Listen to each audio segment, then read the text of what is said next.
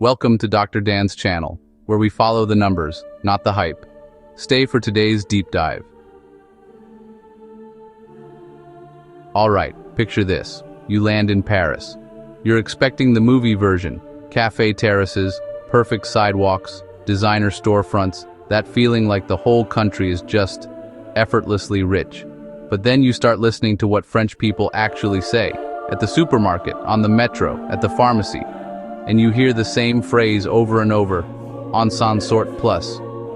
We can't keep up anymore, because behind the postcard, there's a slow-motion squeeze happening. Not a Hollywood crash, not a dramatic collapse where the lights go out overnight, something worse. A quiet decline, where the middle class doesn't explode, it evaporates. Today we're breaking down the real economics of France, what's making the country feel poorer, why the model is straining, and why this matters far beyond France. And we'll do it in the only way that cuts through the vibe and the myths. Wages, housing, industry, taxes, debt, demographics, and public services. Let's get into it. France still looks wealthy. It has world-class brands, world-class tourism, world-class culture. But wealth isn't vibes. Wealth is what households can buy after tax, without going into debt. Wealth is what the economy produces that the world is willing to pay for. Wealth is whether the state can fund services without borrowing forever. And on those measures, France is under pressure. A lot of people confuse high standard of living infrastructure with healthy economics. France still has the architecture of a rich country, but the engine room? That's where the alarm lights are blinking. Let's start where the pain begins. Pay. France has a minimum wage called the SMIC, and here's the uncomfortable pattern economists and journalists keep pointing to. More and more workers are clustered at, or just above, that minimum wage, so the ladder between getting by and feeling middle class gets shorter and shorter. That phenomenon is often described as smicardization, a workforce increasingly stuck near the wage floor. In C, France has a relatively high minimum wage by European standards, and it rises through indexing rules. That helps at the bottom. But here's the twist. If the bottom rises faster than the middle, and the middle barely moves, you don't get broad prosperity. You get a society where education, promotion, and responsibility don't translate into a dramatically better life. That's not just an economic issue. That's a motivation issue. That's how you get a country where people say, why would I take the extra stress for an extra couple €100? And once that mentality spreads, productivity growth suffers, entrepreneurship stalls, and talent starts looking elsewhere. Now let's talk about the thing that shocks outsiders who've never worked in France.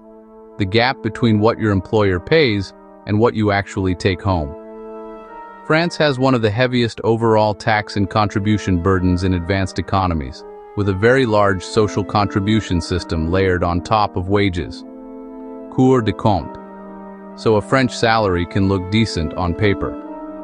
But after mandatory contributions and taxes, households often feel like they're running on a treadmill. This is the tax wedge problem. Employers face high costs to hire, employees see high deductions, and the state becomes addicted to a revenue model that's hard to reform without political fire. It's like the country is trying to run a modern high-tech economy, but wearing a very heavy backpack. Now let's add the biggest monthly bill for most people: housing. In and around Paris, especially in the normal person neighborhoods where teachers, nurses, and young professionals actually live, the cost of rent and purchase is where the math starts breaking. France isn't alone here. Housing is a Western problem. But in France, the housing squeeze collides with wage flattening in a brutal way. When your disposable income grows slowly, housing doesn't need to double to ruin your life. It just needs to climb enough that saving becomes impossible. That's how you get a society that still looks beautiful, but where young adults delay children, delay marriage, delay buying, delay everything, because the basic launch into adulthood becomes a financial obstacle course. Here's the part that people hate to say out loud. France is increasingly shaped like a museum economy, a premium destination economy, a services and tourism economy, a brand France economy. But a great power cannot live on croissants, tourism receipts, and luxury handbags alone. Manufacturing, actual making things capacity, has shrunk as a share of the French economy over time, and France's industrial footprint is smaller than major manufacturing-heavy peers. INSEE. And this matters for one reason. Manufacturing is a productivity machine. It creates export income, technical supply chains, skilled jobs outside the capital, and the capacity to scale. When you lose factories, you don't just lose output. You lose the ecosystem, suppliers, technicians, apprenticeships, industrial towns with careers that don't require a Paris network. So the country splits. Paris and a few hubs do high-status service work, and large parts of the rest become fragile, dependent on public spending, logistics jobs, seasonal tourism, or commuter economies. That's how you end up with political volatility. Not because people got angry for no reason, but because two different Frances are living in different economic realities. Now we get to the big one. France is running an economic model where the state plays a massive stabilizing role. Services, benefits, public employment, transfers. That can work, but only if the balance sheet is sustainable. France's public finances have been under strain, with persistent deficits and a high debt burden relative to GDP. And here's the modern danger. When interest rates rise, debt stops being an abstract number and starts becoming a budget-eating monster. In other words, the government begins paying more for yesterday than it can afford to invest in tomorrow. And once debt service grows large enough, the choices get ugly. Raise taxes further, cut services, cut benefits, or borrow more and pray markets stay calm. That's not a growth strategy, that's a balancing act. France's pension debate is always described like ideology. Left versus right, workers versus elites, strikes versus reform. But underneath the politics is something colder, math. France, like much of Europe, is aging. Fewer workers supporting more retirees. EU demographic and pension projections show rising old age dependency pressures, and France is part of that structural trend. Economy and finance. In a pay-as-you-go pension system, the whole machine depends on the worker-to-retiree balance staying healthy. If that ratio deteriorates, you must do at least one of these. Raise contributions, cut pensions, raise retirement age, or increase immigration and employment rates dramatically. Every one of those choices has political costs, so governments delay. And the longer the delay, the sharper the eventual correction. Now we come to the emotional core of the French mood. For decades, the implicit deal was, we'll take a lot of your income, but you'll get world-class public services.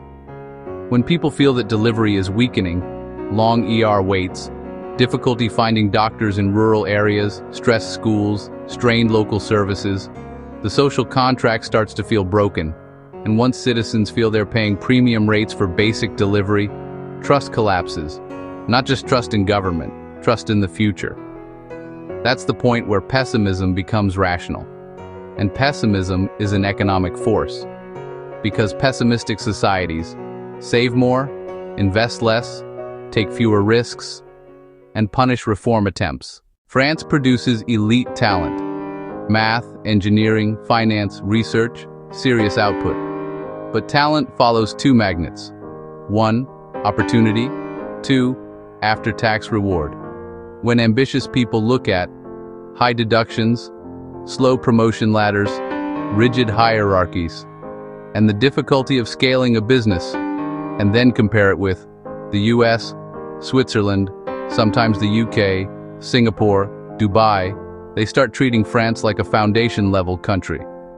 Learn here, train here, build credibility here, then leave.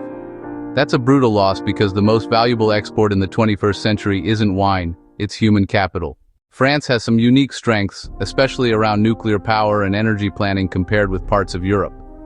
But the broader European context, energy costs, industrial competition, and the question of where does the next wave of manufacturing and tech cluster still hits France. In a world where the US runs massive industrial policy and China runs massive industrial policy, France is stuck between competing with subsidized giants and preserving a domestic model that is expensive to maintain. That's why the debate keeps returning to the same tension.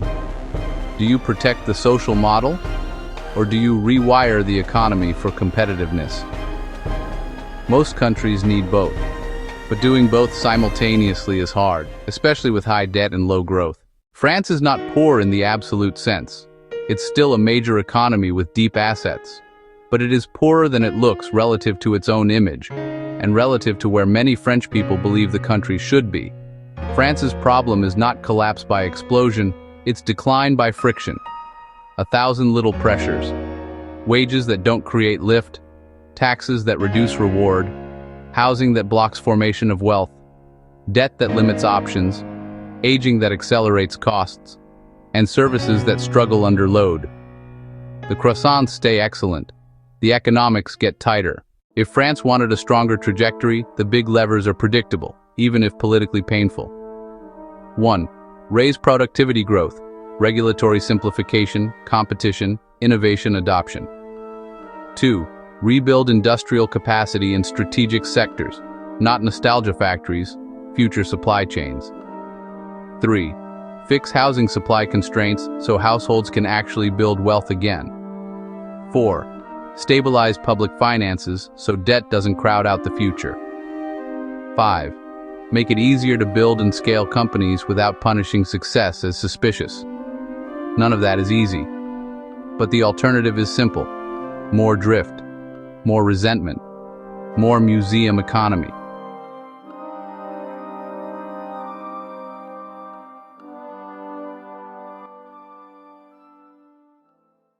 All right.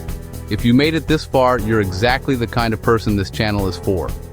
If you want more deep dives like this, where we ignore the PR and follow the numbers, subscribe to Dr. Dan's channel. Hit like so the algorithm actually shows this to people who need it, and drop a comment. If you live in France or left France, what feels most expensive right now? I'll see you in the next one.